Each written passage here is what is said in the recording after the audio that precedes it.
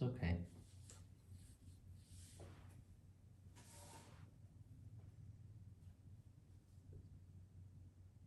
See, it's not nice when there's an abrupt. No, but that's okay. It happens. There we go. Thank you. Thanks, Debbie. Sorry about that. Yeah, I walked away and then I heard my phone ringing or beeping. That was me. I called, Okay. and it's probably because I called from an unknown number, a private number. Yeah, it does come up there, so that's okay. Yeah. So I didn't want to just leave it like that and just end the session. So essentially, I'm hearing your mom is on her own and that's her only support. And Matthew, you have your wife essentially. Yeah, can I just clarify just to and then I feel complete, like I don't want to also take too much of your time, but I just wondered how, as you do this work, or because I've never gone deep into this is my first time doing family sessions like this. I just was wondering what are like the best practices in terms of like how do the professional um, when you're doing family healing, like I respect and understand that my mom needs space to decompress, but the challenge what I've found with that is that then the families get a very biased perspective of what's going on, and they don't get my perspective, and so there's a lot of tension directed at me because there's not a well-rounded perspective, because there's always two sides to every story. But for a lot of this, especially because this is so intense, um, then I'm learning, navigate a lot of intense energy off of the other families that are directed to me, and then I have a conversation with them and they're like, oh, there's another side to this. So I'm just wondering how Right. professional Yeah. So is from a that. professional perspective, I mean, there you can say best practice or standard, but at the end of the day, I in my practice of family therapy, I don't dictate what goes on Okay. in terms of extension of this, if that makes sense. That makes sense. So Yeah. I focus on what's here, but I don't necessarily prescribe to anything outside of what is between you and your mom. And so I can't enforce something from the perspective of don't do that, or like rules, so to say. Mm-hmm. And so I let that be because that is, in my opinion, also a part of this healing. Okay. And the reason that I say that is because if that is the case in terms of things coming up, or as you have called it, projection, then that needs to also come up here. Because at the end of the day, that is the nuance and the intricacy of family.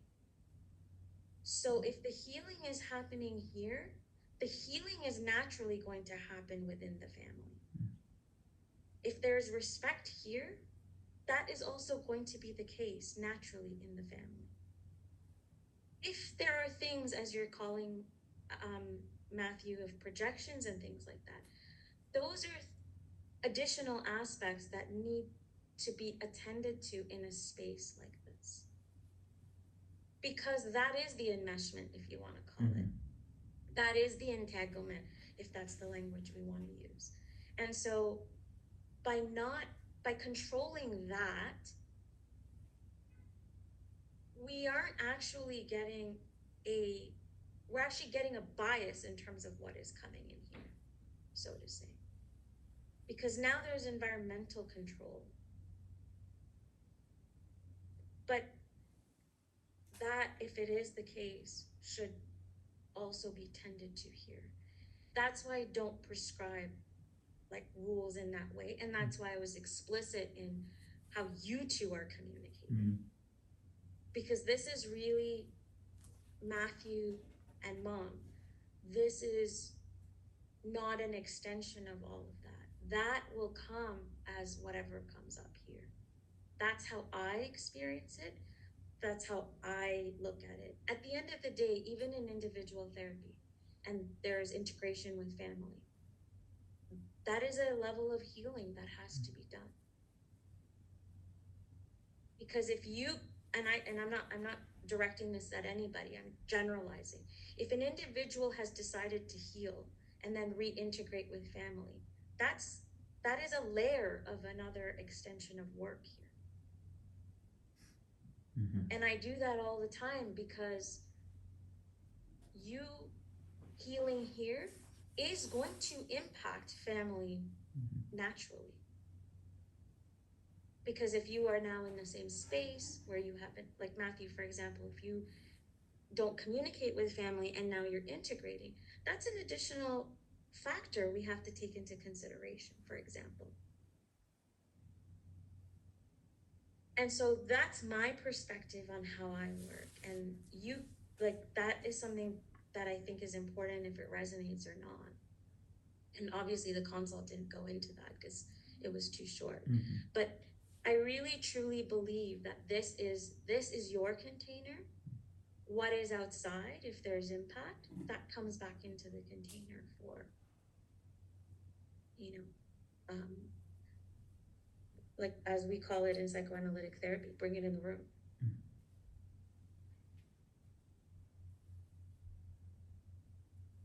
I don't know how that resonates, Matthew. Yeah, it does actually. It really does. And I actually, before I asked that question, I didn't even consider that. That was a perspective, and so if that's part of the work, That's okay. that's good. So yeah, it was just I didn't know because this is literally the first time I've ever done anything like this. Yeah. So I just didn't know if because we were short for time.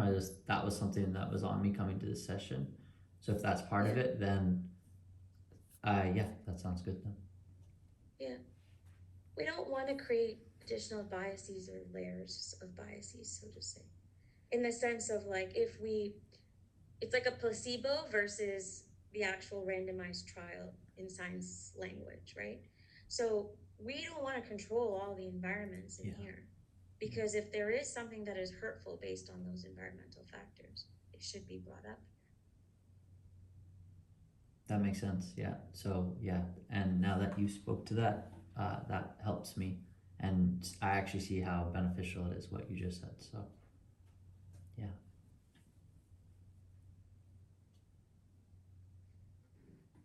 I'm going to take our session away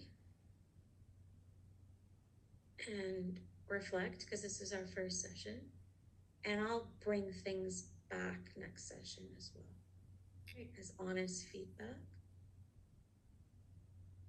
That's something I do as a therapist, because there's things that I notice, and I think it's important to bring that in the room. Are you okay for our next session to be longer, just in case? I will time it for like an hour and 15 to an hour and a half, so we don't get booted like we did today, because I only kept it at an hour with a 10-minute buffer. But are you comfortable with a longer session? Because clearly it might be something we need. We'll cap it at an hour and 15 minutes. Is that okay? Yeah, that's okay with me. That works. So we're not sort of, okay. Okay, do you want to just book in the calendar? Matthew, I know you emailed me to book it for you. So, or do you want me to book it now while we're all together? Is that easier? I think for me that's easier. How about you, Debbie? Yeah, no, it works for me. I mean, I can always put a Monday, like I said, Thursday I play volleyball, so Thursday is definitely the only night I can't. Okay. I can't. And we're gonna do bi-weekly, is that right? Yeah. Okay. I'm okay with that. I don't know what Matt wants. Yeah, Matthew, I suggested bi-weekly just based on the fact that it's a lot and it can get quite intense. Are you okay with that? Yeah, I can do either or. Like, doesn't matter if I've Okay. got capacity. So Okay, let's start with bi-weekly. I need some time to digest this as well, just for this session. And then if we feel like we need to move to weekly, we always can. But I just thought with yeah, I think so that's a much good call. coming Give up, give it a space. rather than just Yeah. charging every single Yeah. week and like going forward in a way where there isn't time to actually sit with this, that was my thought process. So the next time I have, what's today, the 4th, is the 18th, is a Monday. Is 8 o'clock okay? Yep, that works for me. which is the same time. Oh, that's a long. Matthew, I have you on the file. Are you comfortable with that? Like, I'm just putting you on the file, in Jane, or do you want me to do it differently, alternating? It doesn't matter. Okay. Cause you get all the Jane stuff, cause you had an appointment Right. for the consult in here. So we'll do that. And then I'll just send you, like I usually do, the Google Okay. Workplace link, so we can all just come here, but at least I have you on there for now. And then how do we want to, if it's okay to ask, to do payment? So what Matt and I decided that we're gonna split the bill, but I'm gonna see if I can put it through my Green Shields, through my benefits. So what we could do is I will try and submit it and then see what happens, but we'll pay it first, obviously, and then if I get it, whatever I can claim, then Matt and I would just split the whatever we get back. Okay, so do you need a receipt? Cause I don't Yeah. have a credit card on file to charge at the moment, so I can't charge anything. So what I will do, Do you want us to transfer you instead? let me just see, cause I don't wanna make this all like complicated here. I can send a PDF version of a receipt. Let me just see, okay, here. And does that have your license number on it and everything?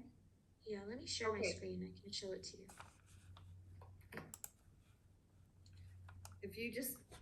If you could just send it to my email address, and then what I'll do is I'll print it off and try and see if Green Shields will cover Can it. you see my screen?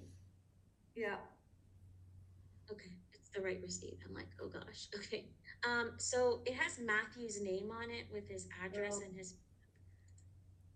is there a way to change that to my name so that, I can see if I can claim it under me? yeah, I'm just gonna stop sharing because I have to go into the Jane app and that has all my like client stuff on it. Okay, So just give